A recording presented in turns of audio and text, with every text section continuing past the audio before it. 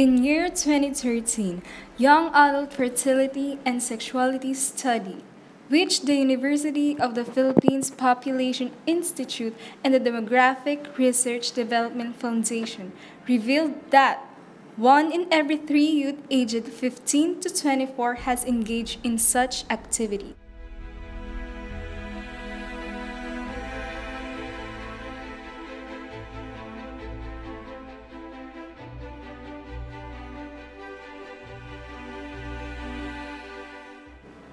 The number increasing by more than 14% from almost 20 years ago when it was conducted. This translates to about 6.2 million of youth involved.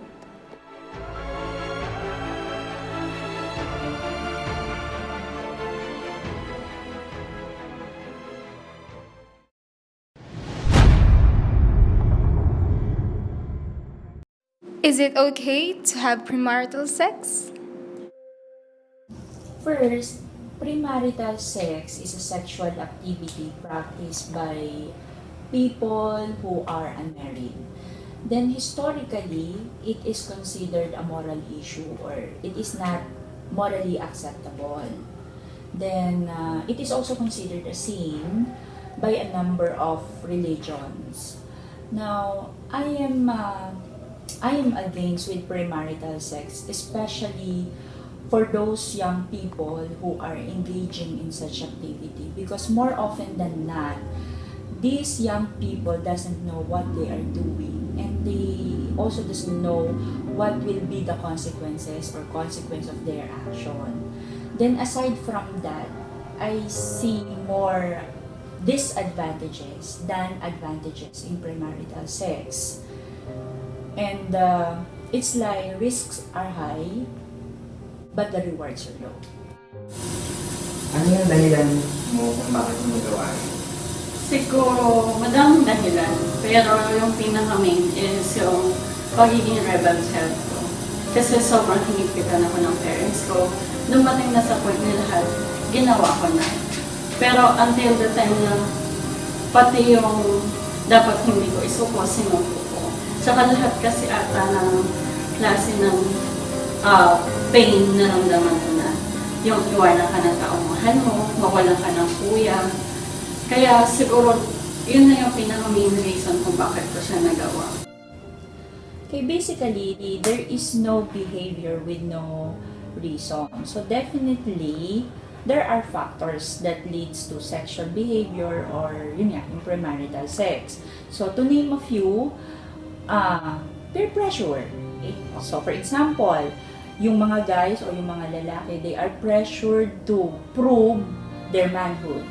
While females or yung mga girls, they are pressured to see how far they can go. And then another example, if you are surrounded with friends who are doing premarital sex, then you will be pressured to do the same thing. Or curiosity. Okay, so these young people are not satisfied with their parents, teachers, or classmates told them about sex or topic or yun nga, about sex. So they tend to try it themselves. So napuput into practice. Then another thing is, or another factor is electronic media. So mga TV, television, films, radio, which promote sex. Okay, so basically, what you hear, what you see on screen, determine your behavior and character. And another factor is environmental influence. So if you are surrounded with people who see premarital sex as a normal thing, then premarital sex will be encouraged. Then, broken homes. So, broken homes resulting to lack of parental guidance, bad parenting, broken homes resulting to lack of values and lack of discipline. Another factor is yung greed. Greed for money, wealth, or material things. Kasi there are some people or some young people that are ready to use their body and exchange of these material things. Another thing is wrong information. Another factor is wrong information or yung ignorance na because they lack good sex education, they resorted to any information they can get anywhere, whether it's right or wrong. So yun.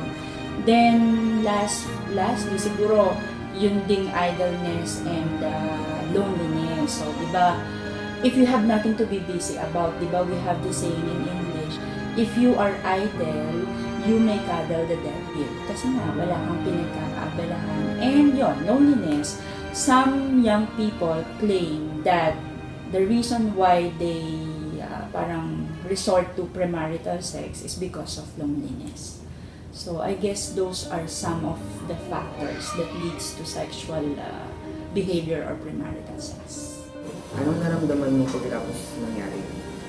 Pagkatapos mangyari, nag-guilty ako kasi parang yung dapat hindi ko ginagawa sa edad ko, nagawa ko na. Alam kong kasalanan siya. Pero at some point kasi, yung guilt ko parang isinisisi ko din sa sarili ko kasi bakit ako pumayag? Kaya, alam mo yun, nagsisisi ka pero na hindi ko naman dapat pagsisihan kasi at some point, umuo ka nga. Anong aral yung natutunan mo sa karanasan mo?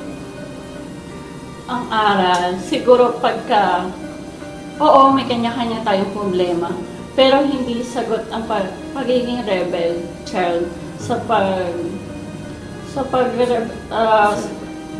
pagre-rebel mo. Hindi mo dapat gawin ang mahindi kasi gusto mo ipakita sa magulang mo na nasasakal ka na, kaya ka nagre-rebelde. Kasi lahat naman na ginagawa ng parents natin ay para din sa atin. At saka, huwag natin ibigay lahat pagdating sa pagmamahal. Bigyan natin ng limitasyon. Kasi hindi lahat ng lalaki tunay nagmamahal yan. Yung iba, mamahalin ka lang kasi may gusto makuha. Yun lang. Anong mensahe ang nais mong iparating sa mga taong nagbabalak na gawin ito? May kanya-kanya tayong saloobin pagdating sa ganyan. Yung iba nagmamalinis, yung iba gusto mong gawin kasi gusto mong makiin. Kung ako sa'yo, kung gusto mong makiin sa generation ngayon, huwag mo na lang gawin. Kasi pagsisisihan mo. Kasi yun na lang ang tanging kayamanan mo na mahahawakan mo, isusuko mo pa. Pero kung gagawin mo man yun, dapat alam mo yung mga konsiderasyon. At saka, sasabihin ko lang sa kanila na ang pagsisisi ay nasa huli talaga. Ano pong mensahe ang nais mong iparating sa mga kabataan? Message para sa mga kabataan. Well, I guess every young people, whether male or female, should have a clearly defined standard of sex conduct. Kasi if you have a standard or if you have a clearly defined standard of sex conduct, you will not be lost, even though everybody is doing it.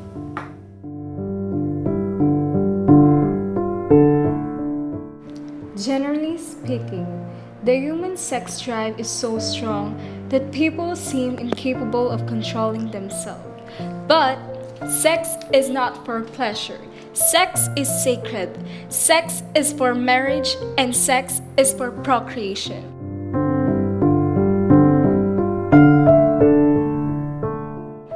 It has and will always happen.